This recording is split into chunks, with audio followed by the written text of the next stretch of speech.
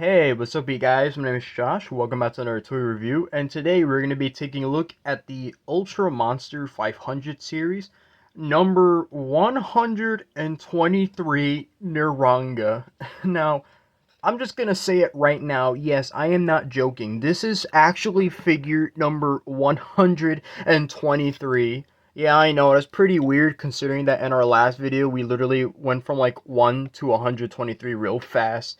But the reason why, it's because even though Neronga appeared in, the 1966 Ultraman show, he did reappear in Ultraman Z or Ultraman Z. I don't remember what it's called. I think it's Z, but it's spelt Ultraman Z, if that makes sense.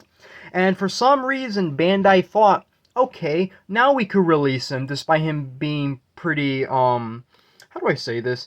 He's appeared a lot throughout the series. He's not an uncommon character. He's quite popular, so it's honestly so weird that it took us this long just to get a Neronga figure. And I'm not joking. I'm gonna show you again for proof. Number 123. But hey, at least he looks pretty good in his profile pic, you know? And as always, the tags they come with, it's blank on the inside. If you know Japanese, I mean, you might know what that says, because I don't. So, of course, the history with this character. He first appeared in episode 3 of the series. He appeared, Science Patrol Move Outs. That's the name of the episode.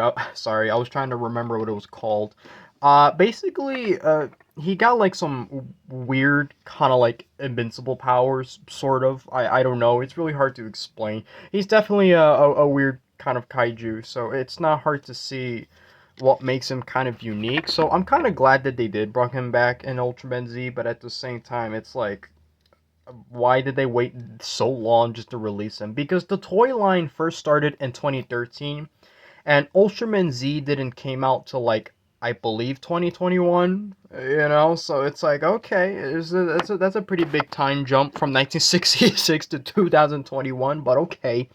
Now, let's take a look at this little weirdo, because I have to say this right now. He's a short fella. I mean, he looks kind of cute for a creature that's supposed to be quite rampaging. So the sculpting, as always, it's very spot on. There's nothing really not on the nose with this guy. He looks pretty much exactly how he's supposed to be. I do love the attention to detail with, like, the wrinkles and kind of the roughness of the skin. I love that they try to do that. You could definitely tell, you could see, like, the weird sort of scale thing going on. So I do like that a lot. And the paint, of course, that's just the way he is. He's supposed to have, like, that weird yellow back. That's just how it is. So that's not like a weird paint job or anything like that. That's pretty much how he was in the show. Not to mention this weird. I don't know. I don't know what's going on here. I don't know. I mean, I get it. These were actors in suits, so of course, I guess with the action figures, they want to kind of implement that idea, but it just looks kind of weird. Not to mention that, as good as the paint job is, I will have to complain. Why didn't they just finish it? Because as you can see, they did not paint it all the way. So that's a first. Well, not really. There's definitely a lot of other figures that have that same issue. This is just one of them, obviously. So, I mean, they got the face fine. They got it right. You got the kind of got this part right too. That nice little silver color. And then you got the super bright yellow right here. Like, it's definitely an eye catcher. I wonder if you could find this guy in the dark. Well, I'm just joking, obviously. He's not a glow-in-the-dark figure or anything, but I just thought I'd point that out. So let's take a look at his articulation. I hope my camera doesn't fall. Okay. He has 3 points.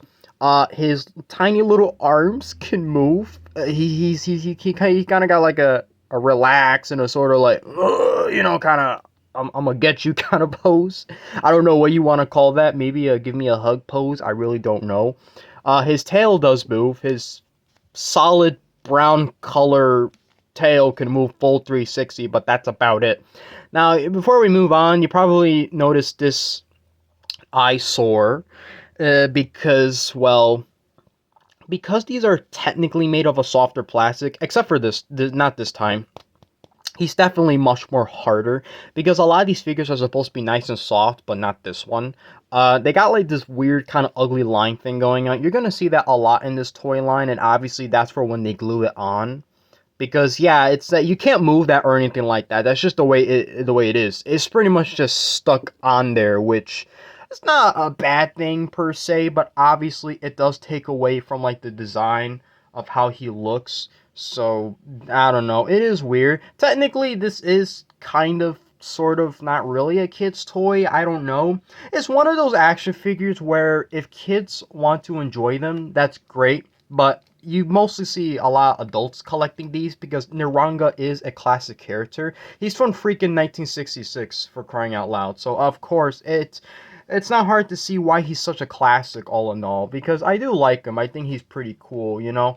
It's good that we at least got more variety within the line instead of just I don't know. I mean, yeah, let me move on because I'm kind of running out of things to say because I gotta point this out. When we compare him with the size, um, yeah, that's not how he's supposed to look. He's supposed to be bigger. He's supposed to be like, he's supposed to be like massive, but I don't know.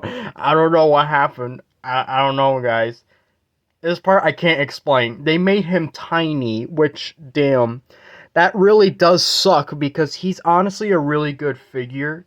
I mean, I guess, I don't know, man. I guess this is his downfall. He's just not as menacing as he was before. I mean, you can still mess around with him and everything. You know, you can still kind of kick Ultraman's ass if you wanted to. You can still do that. But I hate that he's so small. Like, what? Look at that. Look at that size difference. That is just horrendous. So, I don't know. I like the figure. I like the likeness and all, but I know that people are not going to be happy with the sizing. So sadly, I'm going to have to deduct a point for that. So yeah, I'm sorry, Neronga. But let's compare him with Alien Bolts. Heck, you're really not helping your case, Neronga. I'm gonna say that right now. I'm sorry. Yeah, that's the last figure we reviewed. That's his sizing. Uh, yeah, not looking too good. I guess at least to help him out, Neronga, you're not the only short one because here's Dino Tank. I mean, Dino Tank is also a short fella, but in all fairness, that's accurate. He's actually supposed to be this small, so they got him right, but they didn't get Neronga right. I mean, I don't know what to say, you guys. We tried. We tried. It's not your fault, Neronga. It's not. You know, it's Bandai's fault. I'm sorry. But I guess before we end the video, let's compare him to something random because you guys know I love doing that. Here's Meat Sweats from the Rise of TMNT Playmates toy line. And, you know, I don't care what people say, okay? I thought Rise of TMNT was decent, you know? I mean, it is what it is, you know?